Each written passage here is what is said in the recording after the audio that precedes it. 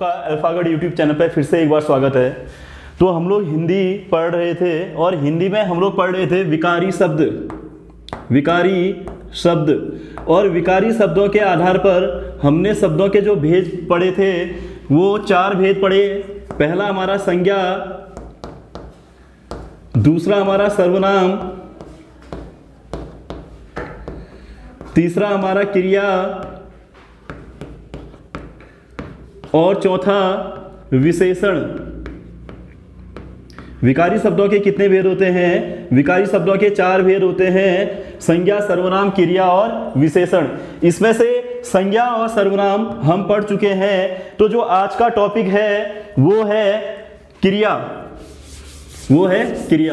अब यहां पे देखिए क्रिया किसे कहा जाता है। अगर मैं क्रिया की बात करूं, क्रिया का जो निर्माण हुआ है वो संस्कृत के शब्द यानी कि क्रि से हुआ है। क्रिया का निर्माण कृ धातु से हुआ है और यह कृ धातु संस्कृत से ली गई है, जिसका अर्थ होता है करना या होना, करना या होना। अर्थात क्रिया ऐसे शब्दों को कहा जाता है जो किसी कार्य के करने या होने का बोध कराए। मैं फिर से रिपीट कर रहा हूं, क्रिया ऐसे शब्दों को कहा जाता है जो किसी कार्य के करने या होने का बोध कराए। अब क्रिया की अगर मैं परिभाषा बताऊं तो देखो, कर्ता के द्वारा किए जाने वाला कार्य हमारा कहलाता है क्रिया। और ये परिभाषा आपने बचपन से किताबों में पढ़ी होगी कि कर्ता के द्वारा किए जाने वाला कार्य हमारा क्रिया कहलाता है। इसके अलावा आपको एक और परिभाषा याद करनी है कि कर्ता की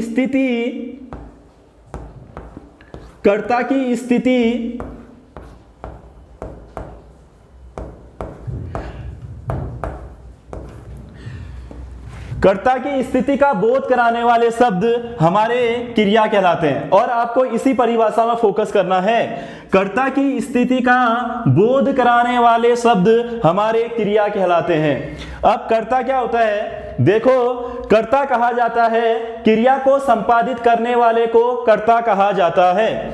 इसको उदाहरण के तौर पर समझते हैं। जैसे मैंने कहा राम पढ़ रहा है, जैसे मैंने कहा राम पढ़ रहा है। अब यहां पे देखिए, अगर मैं इसकी पहली परिभाषा देखूं कि कर्ता के द्वारा किए जाने वाले कार्य को क्रिया कहा जाता है, यानी कि यहां पे जो कर्ता है, ये जो पढ़ने का कार्य कर रहा है, ये राम कर रहा है। तो राम यहां पे हमारा कर्ता हो जाएगा और पढ़ना यहां पे हमारी हो जाएगी क्रिया। पढ़ना यहां पे हमारा क्या हो जाएगा? क्रिया। अब यहां पे देखो, जो इसकी दूसरी परिभाषा है, जो मैंने आपसे कहा था कि आपको इसी परिभाषा में फोकस करना है। कर्ता की स्थिति बताने वाले शब्द ही क्रिया कहलाते हैं। अर्थात ये जो राम है, अभी ये किस स्थिति में है? पढ़ने की स्थिति में है। राम किस स्थिति में है? पढ़ने की स्थिति में है। तो क्रिया की जो परिभाषा है वो हो जाएगी ऐसे शब्द जो कर्ता के स्थिति का बोध कराएंगे। ऐसे शब्द जो कर्ता की स्थिति का बोध कराएंगे वो कहलाती है हमारी क्रियाएं। अब आगे बढ़ते हैं। देखो, क्रिया का जो निर्माण किया जाता है वो किया जाता है धातु से। धातु का अन्य नाम क्रिया मूल भी मिलता है, यानी कि इस धातु को क्रिया मूल भी कहा जाता है। अब यहाँ पे देखिए कि धातु या क्रिया मूल क्या होता है। धातु या क्रिया मूल कहने का अर्थ ये है, देखो, क्रिया मूल यानी कि क्रिया के मूल अंश को धातु या क्रिया मूल कहा जाता है। मैं फिर से रिपीट कर रहा हूं, क्रिया के मूल अंश को धातु या क्रिया मूल कहा जाता है। याद रखिएगा, इसी धातुओं में जब हम ना प्रत्यय लगाएंगे तो हमारा क्रिया का निर्माण होता है। धातुओं में जब ना प्रत्यय लगाएंगे तो हमारा किसका निर्माण होगा? क्रिया का निर्माण होगा। अब यहाँ पे देखिए, अब यहाँ पे समझने वाली बात यह है कि क्रिया की पहचान, यानी कि क्रिया वाले शब्द आपको पहचानने कैसे हैं। जितने भी शब्द हमारे हिंदी के अंतर्गत जो ना से समाप्त होंगे वो सारे के सारे क्रिया के अंतर्गत आएंगे। हिंदी के अंतर्गत जितने भी शब्द हमारे ना से समाप्त होंगे वो क्रिया के अंतर्गत आएंगे। जैसे मैंने उदाहरण के तौर पर मैंने कहा खाना, पीना, सोना, जाना आदि शब्द। अब यहां पे देखिए ये सारे के सारे शब्द हमारे ना से समाप्त हो रहे हैं। इसका अर्थ ये है कि ये शब्द हमारे क्रिया कहलाएंगे। अब यहां पे देखिए कि इन शब्दों का निर्माण कैसे हुआ है। मैंने अभी थोड़ी देर पहले आपको बताया था कि जब धातु में ना प्रत्यय जोड़ेंगे तो मूल क्रिया का हमारा क्या होता है, जो मुख्य क्रिया होती है उसका निर्माण होता है। धातुओं में ना प्रत्यय लगाकर मुख्य क्रिया का निर्माण किया जाता है। उदाहरण के तौर पर जब हम बात करेंगे खाना की, आपसे पूछा जाएगा खाना में धातु कौन सी है, तो खाना में खा धातु है। जब इस खा में हम ना लगाएंगे तो मुख्य क्रिया का निर्माण होगा हमारा खाना। मुख्य क्रिया का निर्माण हो गया खाना। ऐसे ही पढ़ना में पढ़ हमारी धातु होगी। जब इस पढ़ में ना लगाएंगे तो ये बनेगा हमारा मुख्य क्रिया पढ़ना। ऐसे ही लिखना में लिख हमारी धातु होगी या क्रियामूल होगा, और जब इस लिख में ना प्रत्यय लगाएंगे तो ये बनेगा हमारा लिखना। और ये जो लिखना है ये कहलाती है हमारी मुख्य क्रिया। इतना समझ में आया। क्रिया किसे कहा जाता है? क्रिया संस्कृत के क्रि धातु से बनी हुई है जिसका अर्थ होता है करना या होना। इसकी परिभाषा जो नॉर्मल, जो सामान्य परिभाषा है, कर्ता के द्वारा किए जाने वाला कार्य। ये आपने बचपन से पढ़ी हुई है, लेकिन आपको इस परिभाषा में फोकस नहीं करना है। आपको जो ध्यान देना है वो इसमें देना है कि कर्ता की स्थिति का बोध कराने वाले शब्द हमारे क्रिया कहलाएंगे। कर्ता की स्थिति का बोध कराने वाले शब्द क्रिया कहलाएंगे। अब बात करते हैं धातु या क्रियामूल की। धातु या क्रियामूल किसे कहा जाता है? देखिए, क्रिया के मूल अंश को धातु या क्रियामूल कहा जाता है, और इन्हीं धातुओं में जब हम ना प्रत्यय लगाएंगे तो मुख्य क्रिया का निर्माण किया जाता है। इतना समझ में आ गया। अब बढ़ते हैं आगे। अगर मैं धातुओं की बात करूं तो देखिएगा किताबों में अधिकांश किताबों में धातुओं के 3 भेद बताए गए हैं। अधिकांश किताबों में धातुओं के 3 भेद बताए गए हैं, लेकिन याद रखिएगा यूके SSSC द्वारा यह प्रश्न पूछा जा चुका है और जो उसका उत्तर आया था वो आया था हमारा 5। तो अब देखते हैं कि धातुओं के भेद। धातुओं के भेद, तो जैसा कि मैंने कहा धातुओं के हमारे कितने भेद होते हैं? 5 भेद होते हैं। धातुओं के कितने भेद होते हैं? 5 भेद होते हैं। अब देखिए ये कौन कौन से भेद होते हैं। पहला भेद होता है हमारा सामान्य धातु। दूसरा भेद होता है हमारा, पहला भेद हमारा सामान्य धातु।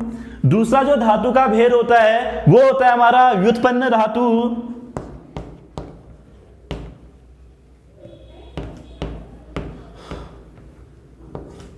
दूसरा भेद है हमारा व्युत्पन्न धातु।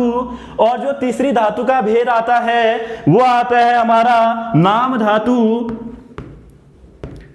तीसरी धातु का जो भेद आएगा वो आएगा हमारा नाम धातु। चौथी धातु का जो भेद आता है वो आता है सम्मिश्रित धातु। सम्मिश्रित धातु। और लास्ट यानी कि जो अंतिम भेद है वो है अनुकरणात्मक धातु। अनुकरणात्मक धातु। अब यहां पे देखिए आपका, जैसा मैं आपको पहले बता चुका हूं कि आपका पहला काम ये होना चाहिए, आपको एक तो परिभाषा आपके ध्यान पे होनी चाहिए। दूसरी बात, आपको धातुओं के भेद भी पता होने चाहिए कि धातुओं के कितने भेद होते हैं। एक सामान्य सा प्रश्न आपसे पूछ दिया जाएगा कि निम्नलिखित में से धातुओं के कितने भेद हैं, 2 भेद हैं, 3 भेद हैं, 4 भेद हैं या 5 भेद हैं। तो याद रखिएगा धातुओं के कितने भेद होते हैं, 5 भेद। तो आपका पहला कार्य यह होगा कि आपको धातुओं के कितने भेद होते हैं यह याद करना है, और उसके बाद कौन कौन से भेद होते हैं ये आपको याद करना है। तो धातु का जो पहला भेद होता है वो होता है सामान्य धातु, दूसरा होता है व्युत्पन्न धातु, तीसरा होता है हमारा नाम धातु, चौथा होता है हमारा सम्मिश्रित धातु, और अंतिम भेद यानी कि 5वां भेद होता है इसका अनुकरणात्मक धातु। अब यहाँ पे देखिए, प्रश्न को आपने समझना है कि यूके SSSC किस प्रकार के प्रश्न पूछ रहा है। तो आपसे एक सिंपल सा प्रश्न पूछ देगा, निम्नलिखित में से कौन सा धातुओं के भेद के अंतर्गत नहीं आता है। तो इसके लिए, इस प्रश्न का उत्तर सही करने के लिए आपको यह पता होना चाहिए कि धातुओं के कितने भेद होते हैं और वो कौन कौन से भेद होते हैं। अब बात करते हैं, सामान्य धातु किन्हें कहा जाता है, व्युत्पन्न धातु किन्हें कहा जाता है, नाम धातु किन्हें कहा जाता है, और सम्मिश्रित धातु किन्हें कहा जाता है, और अंत में अनुकरणात्मक धातु किन्हें कहा जाता है। यहाँ पे देखिए, जैसा कि अभी थोड़ी देर पहले मैंने आपको बताया था कि धातु या क्रिया मूल में ना प्रत्यय लगाने से हमारा मुख्य क्रिया का निर्माण होता है, हमारा मुख्य क्रिया का निर्माण होता है। तो हमारा सामान्य धातु की परिभाषा क्या होती है। सामान्य धातु की अगर मैं परिभाषा की बात करूं तो देखिए, मूल धातु में यानी कि क्रिया मूल में ना प्रत्यय लगाने से जिस धातु या जिन धातुओं का निर्माण होता है उन्हें कहा जाता है हमारा सामान्य धातु। मैं फिर से इसकी परिभाषा रिपीट कर रहा हूं, दोहरा रहा हूं कि मूल धातु में या क्रिया मूल में ना प्रत्यय लगाने से जिन धातुओं का निर्माण होता है या जिस धातु का निर्माण होता है उन्हें कहा जाता है हमारा सामान्य धातु। जैसे इसका उदाहरण मैं आपको बता चुका हूं, जैसे मैंने कहा लिखना, लिखना, तो ये जो लिखना शब्द है ये हमारा सामान्य धातु के अंतर्गत आएगा। सामान्य धातु के अंतर्गत क्यों आएगा, क्योंकि इसका जो क्रिया मूल है वो है लिख, और इस लिख में कौन सा प्रत्यय लगा हुआ है हमारा, ना प्रत्यय। मैंने आपको बताया था कि धातु में ना प्रत्यय लगाने से हमारा सामान्य क्रिया का निर्माण होता है, यानी कि सामान्य धातु का निर्माण होता है। तो याद रखिएगा, ऐसे ही आपको अनेक उदाहरण मिल जाएंगे। जैसे मैंने कहा हंसना, हंसना। अब यहाँ पे देखिएगा कि यहाँ पे जो हस हो जाएगा वो हमारी क्रिया मूल यानी कि धातु हो जाएगा, और जब हम इसमें ना प्रत्यय लगाएंगे तो जो हमारा शब्द का निर्माण होगा वो होगा हंसना, और यही हमारा सामान्य धातु कहलाता है। इतना सबको समझ में आ गया। ये बहुत इजी है, लेकिन इसमें से अभी प्रश्न कैसे कैसे बनेंगे मैं आपको आगे चल करके बताते रहूंगा। तो सामान्य धातु हमारी हो गई कि मूल धातु में ना प्रत्यय लगाने से सामान्य धातु का निर्माण होता है। इसके बाद जो दूसरी धातु आती है वो आती है हमारी व्युत्पन्न धातु। दूसरी जो धातु आती है वो आती है हमारी व्युत्पन्न धातु।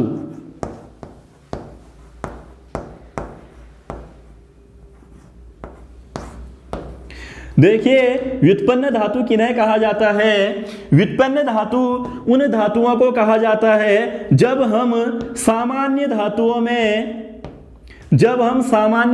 में प्रत्यय लगाएंगे, जब हम सामान्य धातुओं में प्रत्यय लगाएंगे तो हमारा व्युत्पन्न धातुओं का निर्माण होता है, तो हमारा व्युत्पन्न धातुओं का निर्माण होता है। यानी कि इसकी परिभाषा क्या हो जाएगी, अगर आपसे पूछा जाएगा व्युत्पन्न धातुएं किन्हें कहा जाता है या व्युत्पन्न धातुओं का निर्माण कैसे होता है, तो यहाँ पे ध्यान रखने वाली बात यह है कि सामान्य धातुओं में प्रत्यय लगाने से जिन धातुओं का निर्माण होता है उन्हें कहा जाता है व्युत्पन्न धातु। मैं फिर से रिपीट कर रहा हूं, जिन सामान्य धातुओं में प्रत्यय लगाने से जिन धातुओं का निर्माण होता है उन्हें कहा जाता है व्युत्पन्न धातु। अब यहाँ पे इसके उदाहरण देखिए, जैसे मैंने कहा था सामान्य धातु होती है हमारी लिखना। सामान्य धातु क्या होती है हमारी? लिखना। अगर मैं इसमें प्रत्यय लगा दूं तो ये बनेगा हमारा लिखाना। लिखाना, लिख में आना प्रत्यय लगा करके हमारा क्या बन गया? लिखाना। या लिखवाना, क्या बन गया हमारा? लिखवाना। तो यहां पे देखिए, जैसा कि मैंने तुमसे कहा था कि क्रिया हमारी हमेशा ऐसे शब्द होते हैं जो ना से समाप्त होते हैं। लिखाना और लिखवाना भी हमारी क्रिया के अंतर्गत आएंगे क्योंकि ये हमारे ना से समाप्त हो रहे हैं। लेकिन इनका निर्माण, जो लिखाना और लिखवाना शब्द है, इनका निर्माण सामान्य धातु में प्रत्यय जोड़ने के कारण हो रहा है। इसीलिए ये किसके अंतर्गत आएंगे? हमारे व्युत्पन्न धातु के अंतर्गत आएंगे। इसके अलावा अन्य उदाहरण अगर मैं बात करूं,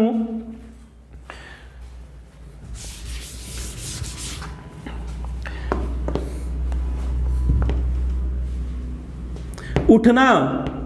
उठना हमारी सामान्य धातु है। जब इस सामान्य धातु में हम प्रत्यय लगाएंगे तो ये बनेगा हमारा उठवाना। क्या बन जाएगा हमारा? ये उठवाना या उठाना।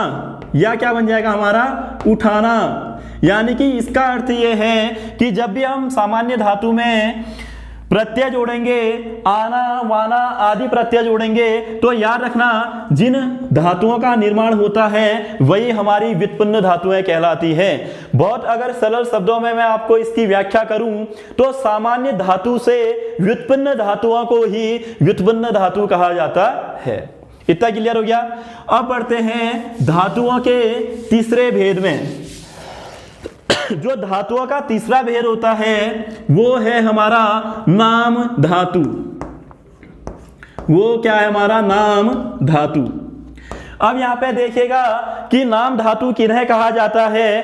देखो, संज्ञा, सर्वनाम और विशेषण। मैं फिर से रिपीट कर रहा हूं, संज्ञा, सर्वनाम और विशेषण में जब हम प्रत्यय लगाएंगे तो हमारा नाम धातु का क्या होगा? निर्माण होता है। कैसे? जैसे मैंने कहा आप, मैंने कहा आप, ये जो आप शब्द है ये सर्वनाम है। ये क्या है हमारा? सर्वनाम। कल सर्वनामों में मैंने आपको बताया था कि इस आप का प्रयोग एक वचन और बहुवचन दोनों में होता है। और याद रखिएगा, ये पुरुषवाचक सर्वनाम और निजवाचक सर्वनाम दोनों के लिए प्रयोग में लाया जाता है। अब यहाँ पे देखिए, जैसा कि मैंने कहा था संज्ञा, सर्वनाम और विशेषण में प्रत्यय लगाने से नाम धातुओं का निर्माण होता है। तो आपको क्या करना है? इसमें प्रत्यय लगाना है। जैसे आपका हो जाएगा हमारा अपनापन। आपका हो जाएगा हमारा अपनापन। ऐसे ही अगर मैं बात करूं, मैंने कहा विशेषण। विशेषण का मतलब हो गया लंगड़ा। लंगड़ा, लंगड़ा क्या है हमारा? एक विशेषण है। विशेषण किन्हें कहा जाता है? संज्ञा और सर्वनामों की विशेषता बताने वाले शब्द विशेषण कहलाते हैं। जैसे मैंने कहा वह लंगड़ा है। इसका अर्थ क्या है कि ये जो लंगड़ा शब्द है यह उसकी विशेषता बता रहा है जिसकी मैं बात कर रहा हूं। यानी कि वह व्यक्ति क्या है? हमारा लंगड़ा है। यानी कि संज्ञा और सर्वनामों की विशेषता बताने वाले शब्द हमारे विशेषण कहलाते हैं। तो ये जो शब्द यहाँ पे लिखा गया है यह विशेषण है। जब मैं इसमें प्रत्यय लगाऊंगा आना तो ये बन जाएगा मेरा लंगड़ाना। ये क्या बन जाएगा? मेरा लंगड़ाना। तो याद रखना, ये जो लंगड़ाना शब्द है यही हमारा नाम धातु कहलाता है। तो आपको क्लियर हो गया नाम धातु किन्हें कहा जाता है? नाम धातु कहा जाता है संज्ञा, सर्वनाम और विशेषण में जब आप प्रत्यय लगाओगे या प्रत्यय जोड़ोगे तो उसके कारण जिन धातुओं का निर्माण होता है उन्हीं को कहा जाता है नाम धातु। अब आते हैं जैसे संज्ञा, ये हो गया सर्वनाम, ये हो गया विशेषण का उदाहरण। अब बात करते हैं संज्ञा की। हाथ हमारा संज्ञा है। हाथ क्या है? हमारा संज्ञा है। जब इसमें प्रत्यय जोड़ोगे तो ये क्या बन जाएगा? हमारा हथियाना। क्या बन जाएगा? हथियाना। तो ये जो शब्द बना हुआ है हथियाना, ये हमारा होगा नाम धातु। ये क्या होगा हमारा नाम धातु। तो याद रखिएगा सर्वनाम, संज्ञा और विशेषण में प्रत्यय लगाने के बाद जिन क्रियाओं का निर्माण होता है या जिन धातुओं का निर्माण होता है वही हमारी नाम धातुएं कहलाती हैं। इसके बाद आगे बढ़ते हैं, जो इसका चौथा भेद है वो है सम्मिश्रित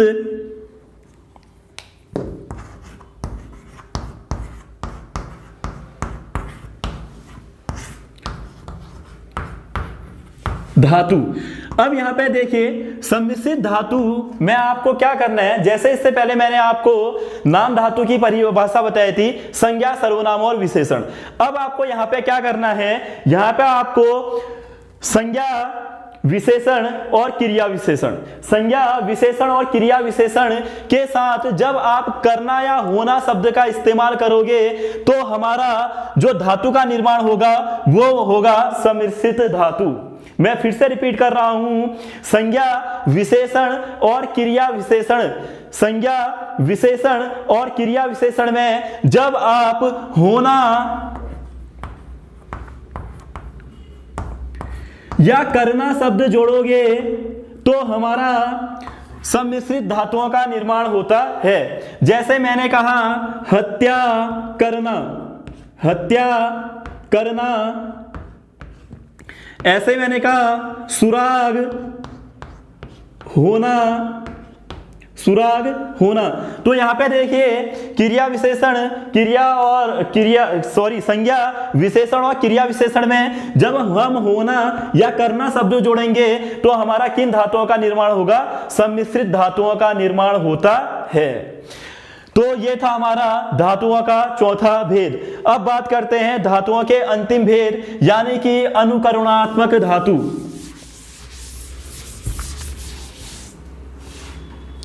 धातुओं का जो अंतिम भेद आता है वो है हमारा अनुकरणात्मक धातु। यह प्रश्न यूके त्रिपैस्ती द्वारा एक बार नहीं कई बार पूछा जा चुका है। मैं फिर से बताता हूं इसकी परिभाषा। इसकी जो परिभाषा है वो है ध्वनियों के अनुकरण पर बनाई गई धातुओं को हमारा अनुकरणात्मक धातु कहा जाता है।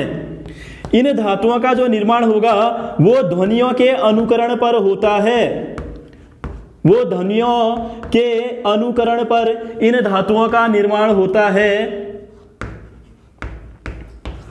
कैसे, जैसे अगर आपके घर पे कोई आता है और आपके घर के आगे उनको बेल नहीं लगी हुई है, घंटी नहीं लगी हुई, तो आपने किया ये टक टक, तो इसको या खट खट। तो याद रखना ये जो खट खट आवाज है, ध्वनि है, इससे एक शब्द बना दिया गया है। इसको अनुकरण करते हुए एक शब्द बना दिया गया है खट खटाना। क्या बना दिया गया है, खट खटाना। मैंने कहा खट खट या टक टक, टक टकाना, खट खटाना। घोड़ा कैसा करता है, हिन हिन या हिन हिनाना। तो याद रखना ये जो धातुएं बनाई गई हैं या जो क्रियाएं बनाई गई हैं ये ध्वनियों के अनुकरण पर बनाई गई है, और ध्वनियों के अनुकरण पर बनाई गई है इसलिए इनका नाम पड़ा है हमारा अनुकरणात्मक धातु। इनका नाम क्या पड़ा हुआ है, अनुकरणात्मक धातु। जैसे मैंने कहा दरवाजे में किसी ने खट खट किया, ये खटखट कोई शब्द नहीं है, ये खटखट एक प्रकार की ध्वनि है जो दरवाजों में की जाती है यदि आपके घर में कोई प्रवेश करना चाह रहा होता है तो। अब इसी से हमारा एक शब्द बना, यानी कि जब हमने इस खटखट में प्रत्यय जोड़ा तो ये बना हमारा खट खटाना, खट खटाना। तो ये जो हमारा इससे नया प्रत्यय जोड़ करके नया शब्द बन गया है, यही हमारी कहलाती है अनुकरणात्मक धातु। यानी कि ये एक प्रकार की ध्वनि है। इस ध्वनि में जब हमने ना शब्द आना प्रत्यय लगाया तो हमारा कौन सा शब्द बना, खटखटाना शब्द बना, और यही हमारी अनुकरणात्मक धातु कहलाती है। अब यहाँ पे देखो, जैसे अगर मैं बात करूं, जब हम कहते हैं कि घोड़ा कैसे आवाज करता है तो हम कहते हैं हिन हिन की आवाज करता है। घोड़ा कैसी आवाज करता है, हिन हिन की आवाज करता है, यानी कि घोड़े के मुंह से जो निकलने वाली ध्वनि है वो है हिन हिन। जब हम इसमें प्रत्यय लगाएंगे तो ये जो हिन हिन शब्द है ये बन जाएगा हमारा हिन हिनाना। ये क्या बन जाएगा हमारा, हिन हिनाना, हिन हिनाना। तो याद रखिएगा ये ध्वनियों के अनुकरण पर बनाई गई धातुएं हैं, इसलिए इसको अनुकरणात्मक धातु कहा जाता है। और ये जो प्रश्न है हिन हिनाना, ये यूके त्रिपलेसी द्वारा पूछा जा चुका है। और ये ऐसे भी पूछा जा चुका है कि निम्नलिखित में से ध्वनियों के अनुकरण पर बनाई गई धातुओं को क्या कहा जाता है। तो याद रखिएगा ध्वनियों के अनुकरण पर बनाई गई धातुओं को हमारा कहा जाता है अनुकरणात्मक धातु। तो ये हमारी 5 प्रकार की धातुएं थी जो क्रिया से पहले पढ़नी और समझनी अनिवार्य होती हैं, इसलिए आपको आज यहाँ पे धातुओं के बारे में बताया गया है। इसके बाद जो हमारा टॉपिक आएगा वो आएगा क्रिया। क्रिया के बारे में मैं थोड़ी चीजें आपको बता दूं। जैसे मैंने आपको परिभाषा बता दी है कि क्रिया की परिभाषा होती है हमारी कर्ता की स्थिति का बोध कराने वाले। मुझसे ऐसी उम्मीद मत रखिएगा कि मैं आपको ये कहूंगा कि कर्ता के द्वारा किए जाने वाला कार्य। तो देखिए आपको क्या करना है, चीजों को समझना है, और चीजों को समझने के लिए आपको एक परफेक्ट, एक अच्छी परिभाषा की आवश्यकता होती है। जब आप सकर्मक और अकर्मक क्रियाएं पढ़ेंगे तो उसमें आप देखिएगा जो परिभाषा आपको मैं बता रहा हूं वही परिभाषा का प्रयोग किया जा रहा है। तो आज का टॉपिक हम यहीं पे समाप्त करते हैं। वीडियो को लाइक, कमेंट और सब्सक्राइब कीजिएगा।